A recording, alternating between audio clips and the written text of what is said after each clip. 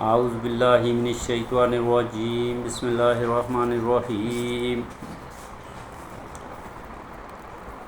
میرے مسلمان بھائیوں، عشاء کی نماز کا ٹائم ہو گیا ہے۔ خاص کر کے پاکستان میں تمام مسلمان بھائی عشاء کی نماز ٹائم پہ ادا کریں، جماعت کے ساتھ ادا کریں۔ میں آپ کو عشاء کی نماز کی تھوڑی سی فضیلت بیان کر رہا ہوں۔ اگر کسی بھائی کو یہ ویڈیو اچھی لگے تو وہ لائک کریں، شیئر کریں، سبسکرائب کریں۔ عشاء کی نماز دن کی 5ویں اور آخری فرض نماز ہے، جو سورج غروب ہونے کے بعد مکمل اندھیرے میں ادا کی جاتی ہے۔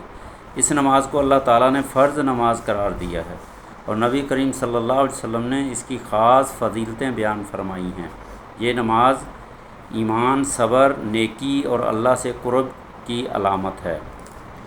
قرآن مجید میں عشاء کی نماز سورہ نور کی آیت نمبر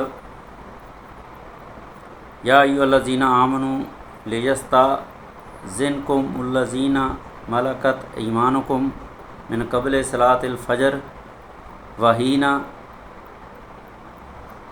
تضعون ثیابکم من الظہیرات ومن بعد صلاۃ العشاء۔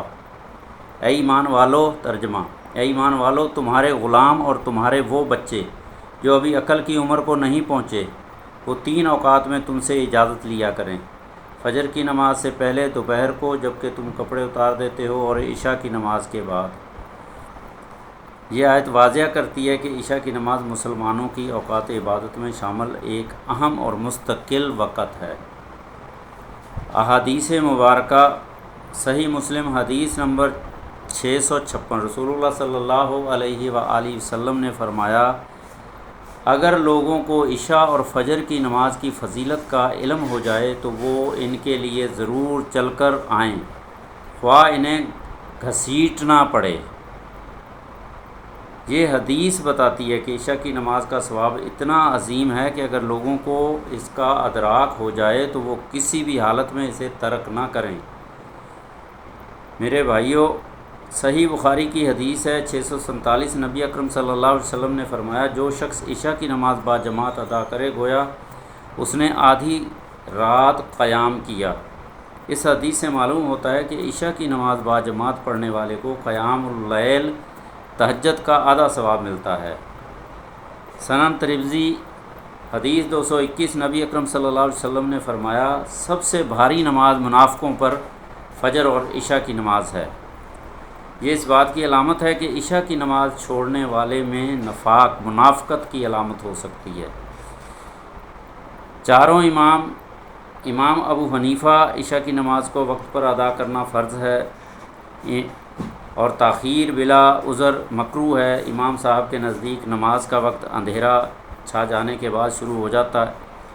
امام مالک عشاء کی نماز کا وقت آدھی رات تک ہے اور افضل وقت ہے جب آسمان مکمل سیاہ ہو جائے۔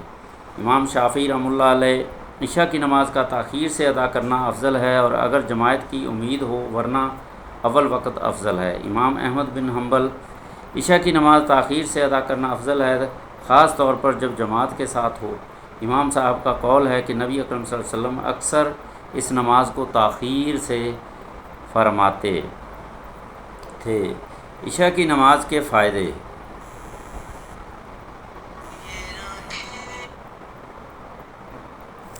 اللہ کا قرب، اللہ تعالیٰ کے قریب ہونے کا بہترین ذریعہ، نفاق سے بچاؤ۔ باجماعت عشاء منافقت کی علامتوں کو زائل کرتی ہے۔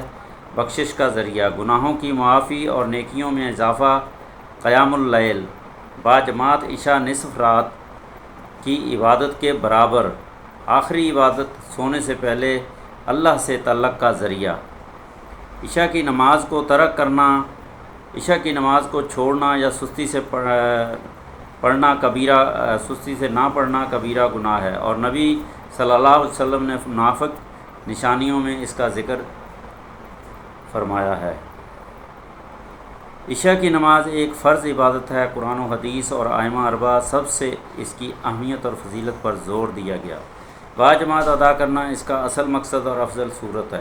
اس نماز کو ترک کرنا نقصان دہ اور نفاق کی علامت ہے۔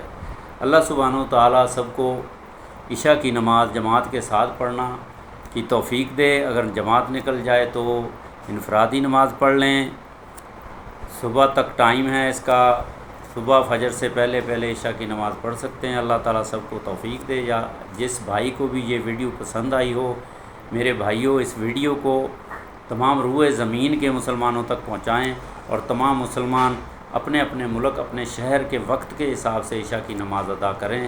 اللہ سبحانہ وتعالیٰ سب کو جماعت کے ساتھ اور پوری نماز ادا کرنے کی توفیق عطا فرمائے، اور اس کے بعد تہجد کی نماز پڑھنے کی بھی توفیق دے۔ آمین ثم آمین۔ اللہم صلی علی سیدنا محمد وعلی آل سیدنا محمد بعدد کل شیء فی الدنیا والآخرہ۔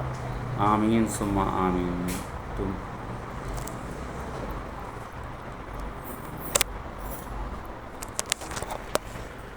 جزاکم اللہ خیرا۔